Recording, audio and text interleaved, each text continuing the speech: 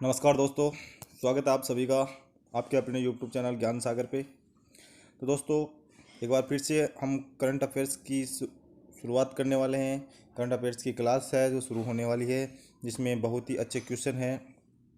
आज 13 क्वेश्चन लेके आए हूँ, क्योंकि 2-3 क्वेश्चन मुझे बहुत ही अच्छे लगे, तो वो आपके लिए एक्स्ट्रा आज 3 क्वेश्चन लेके आया हूँ।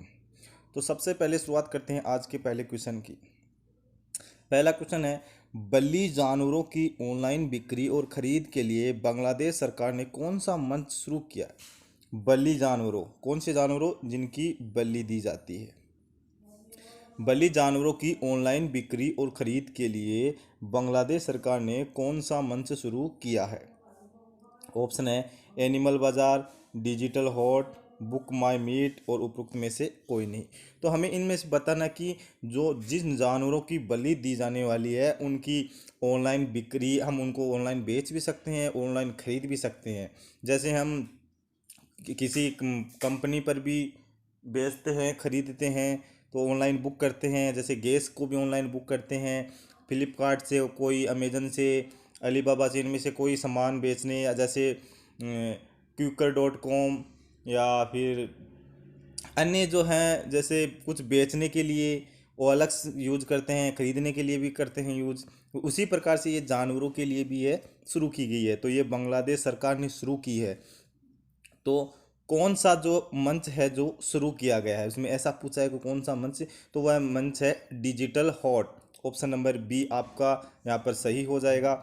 और ये क्यों किया गया? आजकल जो भी परियोजना या जो भी कुछ भी लॉन्च हो रहा है, तो वो सबसे ज़्यादा प्रभावित है कोविड-19 से। कोविड-19 की वजह से इस वायरल के संक्रमण को रोकने के लिए सार्वजनिक सभा से लोगों को बचाना है, जिसलिए आप लोग ऑनलाइन बिक्री या खरीद के लिए पंजीकरण कर सकते हैं। अगला क्वेश्चन, ब्राजील द्वारा विकसित पहला पृथ्वी अवलोकन उपग्रह का नाम बताइए। मतलब ब्राजील द्वारा विकसित पहला पृथ्वी अवलोकन उपग्रह, उसका नाम आपको बताना है। ऑप्शन है एमाजोनिया फर्स्ट, ओफेक, सरोस फर्स्ट, एरियल। इनमें से कौन सा जो उपग्रह है जो ब्राजील द्वारा पहला पृथ्वी अवलोकन उपग्रह है? तो दोस्तों वह है एमोजोनिया फर्स्ट। ऑप्शन नंबर ए आपका यहाँ पर सही हो जाएगा। और यह ब्राज़ील द्वारा विकसित किया गया है। एमोजन पर भारतीय अंतरिक्ष अनुसंधान संगठन द्वारा यह लॉन्च किया जाएगा। 2014 में मंगल मिशन के सफल परीक्षण के बाद कई देशों ने इसके लागत प्रभावित तरह के उपकरण परीक्षण के लिए भारत को एक संभावित है, जो मतलब हमें को टारगेट करके ये बनाए जा रहे हैं। अगला क्वेश्चन है, चीन ने नामक संचार उपग्रह को सफलतापूर्वक लॉन्च किया है। मतलब इनमें से कौन सा उपग्रह है जो चीन ने सफलतापूर्वक वो लॉन्च कर दिया गया है? CZ-2A, AP-6D, Ayaan first D और इनमें से कोई नहीं। तो इनमें से कौन सा उपग्रह है जो चीन ने सफलतापूर्वक लॉन्च कर दिया है? तो वह लॉन्च किया है AP-6D। मतलब ऑप्शन नंबर बी आपका यहाँ पर सही हो जाएगा। और इसका वजन था 5550 के आसपास था, जो एक लंबे मार्च 3 वाहक रॉकेट ने इस उपग्रह को लॉन्च किया गया था। लंबे मार्च 3B इसमें इसके द्वारा लॉन्च किया गया था।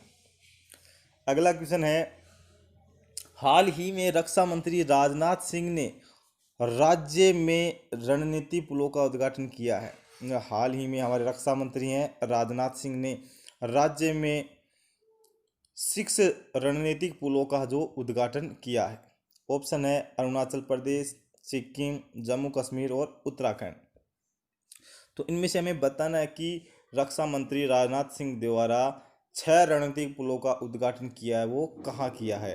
तो दोस्तों वह किया है जम्मू और कश्मीर में। ऑप्शन नंबर सी आपका यहाँ पर सही हो जाएगा। और कब किया है? 9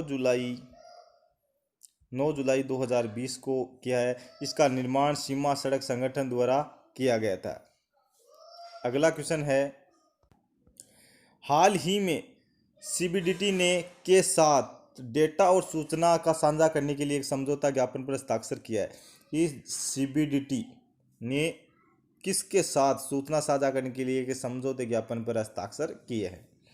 भारतीय reserve bank, SEBI, Infosys, TCS. तो इनमें से किसके साथ है जो सीबीटी ने समझौता ज्ञापन पर हस्ताक्षर किए हैं? तो वह किए हैं सेबी के साथ।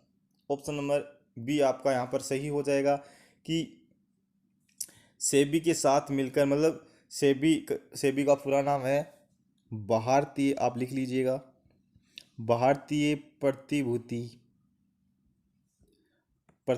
विनिमय बोर्ड, ये सेबी का पूरा नाम है। सीबी और सीबीडीटी का नाम है केंद्रीय प्रत्यक्ष कर बोर्ड। क्या नाम है? यहाँ लिख देता हूँ, केंद्रीय प्रत्यक्ष कर बोर्ड। इन दोनों संगठनों के बीच डेटा साझा करने के उद्देश्य से एक औपचारिक समझौता पर हस्ताक्षर किए हैं।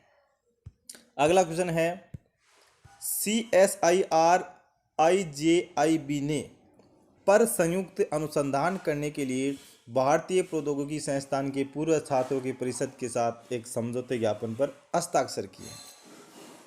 ऑप्शन है रूबेला, कोविड-19, रोजोला और चेचक। इनमें से किसके साथ अनुसंधान पर भारतीय प्रौद्योगिकी संस्थान के पूर्व छात्रों, मतलब जो पूर्व में छात्र रहे हैं, उनके एक समझौते ज्ञापन पर हस्ताक्षर हुए हैं? तो वह हस्ताक्षर हुए हैं कोविड-19। ऑप्शन नंबर बी यहाँ पर सही हो जाएगा। अगला क्वेश्चन, में श्री कृष्ण मंदिर का निर्माण कार्य पाकिस्तान सरकार द्वारा अनुमोदन के कुछ दिनों बाद बंद हो गया। मतलब कहाँ पर यह है जो कृष्ण मंदिर का निर्माण है, जो पाकिस्तान सरकार द्वारा अनुमोदन के कुछ दिन बाद जो बंद हो गया है? ऑप्शन है इस्लामाबाद, लाहौर, कराची और इनमें से कोई नहीं। तो दोस्तों इनमें से कहाँ पर ये हुआ है? तो ये हुआ है इस्लामाबाद। ऑप्शन नंबर ए यहाँ पर सही हो जाएगा। अगला क्वेश्चन है, भारतीय कृषि अनुसंधान संस्थान ARI झारखंड की नई इमारतों का नाम बदलकर क्या कर दिया गया है? इस इमारतों का नाम है जो हाल ही में चेंज हुआ है। ऑप्शन है जगदीप ढाका, विधान चंद्र रॉय, सोनाली चक्रवर्ती बनर्जी और डॉक्टर श्यामा प्रसाद मुखर्जी। तो इनमें से कौन सा एक नाम रखा गया है? किसका नाम? IARI मतलब भारतीय कृषि अनुसंधान संस्थान, तो वह हुआ है doctor Shyama Prasad Mukherjee. Option number D आप पर सही हो जाएगा। किसका नाम बदला है? भारतीय कृषि अनुसंधान ARI का, जो किसके नाम पर हुआ है? हमारे डॉक्टर श्यामा प्रसाद मुखर्जी के नाम पर रखा है। क्यों रखा गया है? क्योंकि श्यामा प्रसाद मुखर्जी की 129वीं जयंती थी 6 जुलाई को, 6 जुलाई को थी। तो उनकी जयंती पर यह नाम बदलकर रखा गया है और उनका जन्म हुआ था 6 जुलाई 1901 को हुआ था। अगला क्वेश्चन, किस बैंक ने देश में अक्षय ऊर्जा परियोजनाओं के लिए L&T इंफ्रास्ट्रक्चर फाइनेंस लिमिटेड को $50 मिलियन का ऋण स्वीकृत किया है?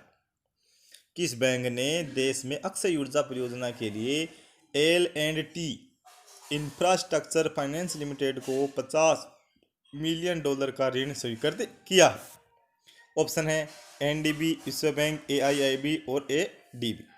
इनमें से बताना है आपको कि किस बैंक ने यह ऋण है जो स्वीकृत किया है।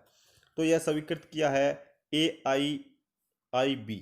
ऑप्शन नंबर सी आपका यहाँ पर सही हो जाएगा कि उस बैंक ने $50 मिलियन है का जो ऋण स्वीकृत किया है। अगला क्वेश्चन, भारत के गोल्डन बर्ड विंग तितली का वैज्ञानिक नाम क्या है, जिसे हाल ही में सबसे बड़ी तितली का दर्जा दिया गया है?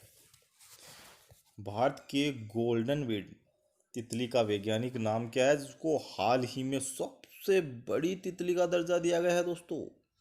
ऑप्शन है ट्रोइड्स आइकस, लाल शरीर वाले स्वेल टेल, पेपिलियो पोलिटीज और उपरोक्त में से कोई नहीं। तो इनमें से वह कौन सा नाम है जो हाल ही में सबसे बड़ी तितली का नाम दिया गया है? तो दोस्तों वह दिया गया है ट्रोइड्स आइकस। ऑप्शन नंबर ए आपका यहाँ पर सही हो जाएगा। और यह हिमालयन तितली हाल ही में 88 वर्षों के बाद भारत की सबसे बड़ी तितली का दर्जा इसको दिया गया है। और इसने ब्रिटिश सेना के एक अधिकारी का 1932 में बनाया हुआ रिकॉर्ड तोड़ दिया है। क्यों तोड़ा है? कि मादा के लिए पंख 194 मिमी का और नर के लिए पंख 190 मिमी दर्ज किया गया था। अगला, ग्रेट ब्रिटेन में आयोजित होने वाले भारत ग्लोबल वीक 2020 का विषय क्या है? कि ग्रेट ब्रिटेन में आयोजित होने वाले भारत ग्लोबल वीक 2020 की थीम क्या रखी गई है? ऑप्शन है global investment friendly country, the hot investment destination, B the revival India and a better new world और उपरोक्त में से कोई नहीं। तो वह थीम रखी गई है be the revival India and a better new world. Option number C आपको सही हो जाएगा। और इसका उद्घाटन कब हुआ था? हमारे पीएम नरेंद्र मोदी ने 9 जुलाई 2020 को इंडिया ग्लोबल वीक का वर्चुअल कॉन्फ्रेंस का उद्घाटन किया है और इसकी थीम रखी गई थी B the revival India A better new world. और यह सम्मेलन 3 दिनों तक भी जारी रहा था, मतलब जारी रहेगा। आज 3 दिन उसका तीसरा दिन है, मतलब आज भी रहेगा। और यह सम्मेलन आत्मनिर्भर भारत अभियान पर नेवर सीन बिफोर प्रदर्शन का गवाह बनेगा, जो लगभग 30 राष्ट्रों से 5000 से भी अधिक भागीदारी की उम्मीद है। अगला, सेल्फ स्कैन ऐप को द्वारा लॉन्च किया गया है। किसके द्वारा लॉन्च किया गया है सेल्फ स्कैन ऐप को? स्मृति ईरानी, निर्मला सीतारमण, ममता बनर्जी, उपयुक्त में से कोई नहीं। तो यह सेल्फ स्कैन ऐप है जो किसके द्वारा लॉन्च किया गया है? तो ये दीदी की नगरी, मतलब ममता बनर्जी के द्वारा लॉन्च किया गया है। दीदी की नगरी है पश्चिम बंगाल। और भारत सरकार ने भारत के साइबर स्पेस की सुरक्षा हेतु और आत्मनिर्भर भारत का अनुसरण करते हुए भारत का समर्थन करने के लिए 59 चीन ऐप्स का भी प्रतिबंध लगा दिया गया है। अगला, किस भुगतान बैंक ने नाबालिग बच्चों के लिए भविष्य बचत खाता सेवा शुरू की गई है? मतलब किस भुगतान बैंक ने नाबालिग बच्चों के लिए भविष्य बचत खाता सेवा शुरू की है? Option Fino payments bank limited, India post payment bank, Paytm payment bank, Airtel payment bank. तो इनमें से किसको द्वारा यह लॉन्च किया गया? तो यह लॉन्च किया गया है Fino payments bank limited. Option number A आपका सही हो जाएगा। और यह फिनो पेमेंट्स पेमेंट लिमिटेड है जो भविष्य बचत खाता सेवा शुरू की गई है। और इस बचत खाता योजना में 10 से 18 वर्ष की आयु के नाबालिग बच्चों के लिए भी यह सुरक्षा की गई है, सुविधा शुरू की गई है कि भविष्य सदस्य आधारित बचत खाता मामूली राशि का भुगतान करके भी खोला जा सकता है। तो दोस्तों, आज के बहुत ही अच्छे महत्वपूर्ण क्वेश्चन आपके सामने रखे हैं। उम्मीद है आपको बहुत अच्छे लगेंगे। अगर आपको वीडियो अच्छा लगे तो शेयर ज़रूर करना, अपने दोस्तों के साथ भी शेयर करना। सब्सक्राइब, जिसने भी अभी तक सब्सक्राइब नहीं किया तो सब्सक्राइब ज़रूर करें, बेल आइकन को प्रेस करें ताकि आने वाली वीडियो का नोटिफिकेशन आप तक पहुंच सके। धन्यवाद।